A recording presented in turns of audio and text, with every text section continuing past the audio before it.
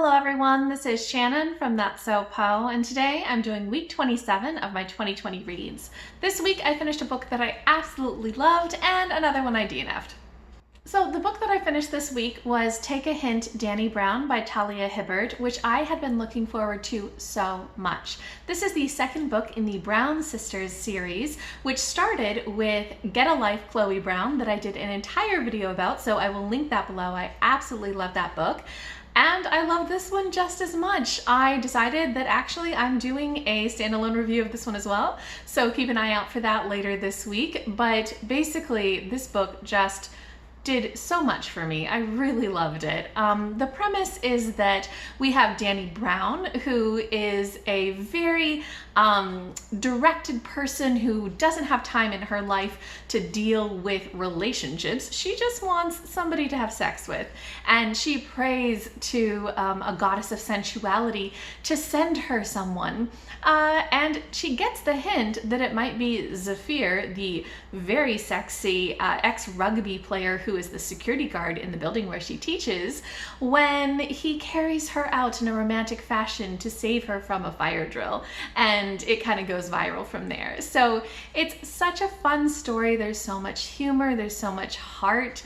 It's very sexy. I love the characters. I especially love Dani being this person who is so sure of herself and so sensual and just so very much a strong woman character. And then we have Zephyr, who is just super sweet. He's kind and he's loving and he's caring and he wants to be there for her, and it's just adorable. So I really love this book. Go ahead and check out my review later this week if you want to know even more, but I just highly recommend it. It is everything that I'm looking for in a romance. So I gave it 5 out of 5 stars. And then the book that I DNF'd this week was Gideon the Ninth by Tamsyn Muir. So this book is one that I was reading because it was nominated for both the BooktubeSFF Awards and for the HUGO Awards this year.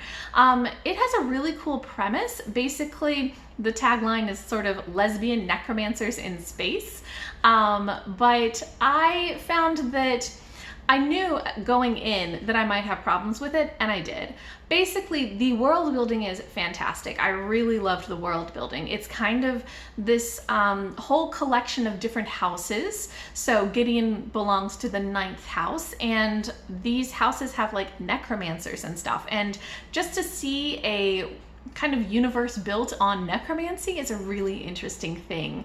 Every scene in the story, the parts that I got through, that had necromancy in it, that had kind of exploration of what the world was like, were so cool. But there was so much about this book that just kind of got on my nerves. So I ended up DNFing this at 9% because I just could not handle the snark. And that, I think, is something that either works for you or it doesn't. And I think that there are so many people for whom the snark in this totally works. Like, they will love that kind of aspect of it and find it super funny. But for me, I did not.